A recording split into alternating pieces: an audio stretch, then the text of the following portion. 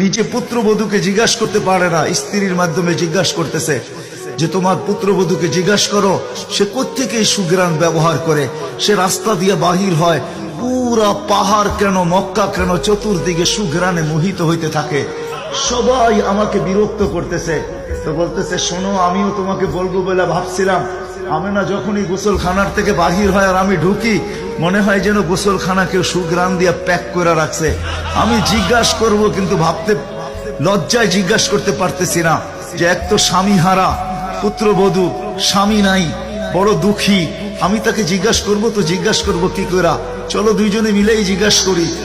আমেনাকে ডাইকা জিজ্ঞাসা করতেছে, বেটি জিজ্ঞাসা করার ছিল না, কিন্তু সমাজে মুখ দেখাইতে পারতেছি না, তোমার এই শরীর থেকে সুগ্রাণ কি করে বাহির হয়, সুগ্রাণ ছড়ায় কি করে, তুমি কোত্থেকে খুশবু আনো, সুগ্রাণ আনো আর লাগাও যে তুমি বাহির হইলে চতুর্দিকে মোহিত হইতে থাকে।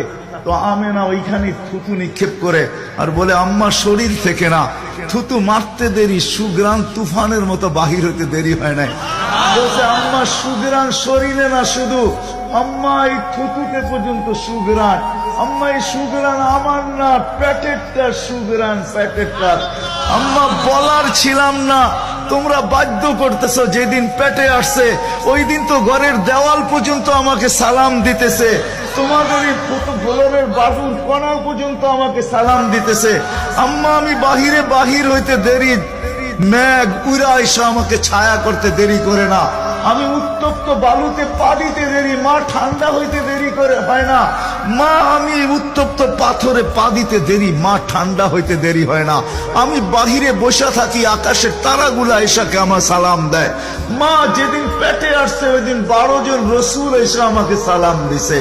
ওই রাত্রে আইসা মা আমাকে মারিয়াম, মা আমাকে আসিয়া, মা আমাকে উখতা মুসা কুলসুম, তিনজন এসে আমাকে মালা পড়ায় গেছে যে দুজাহানের বাদশা তোর পেটে চলে আসছে।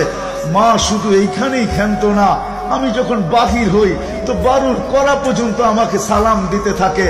কুয়ার পাশে যখন যাই মা, তো আমাকে আর রশি দিয়া, ওই দিনের পর থেকে আজ পর্যন্ত রশি দিয়া পানি উঠাইতে হয় নাই। আমি কুয়ার পাশে যাইতে দেরি, কুয়ার পানিগুলা উছলায় উপরে আসতে দেরি করে না, কলকল শব্দ করতে থাকে, পানিগুলা যেন বলতে থাকে, আমেনা তুই কেন চলে আসছিস, দুজাহানের বাদশা তোর পেটে, তুই হুকুম দিলেই তো আমরা বাড়িতে যেয়ে ভোড়া দিয়ে আসতাম।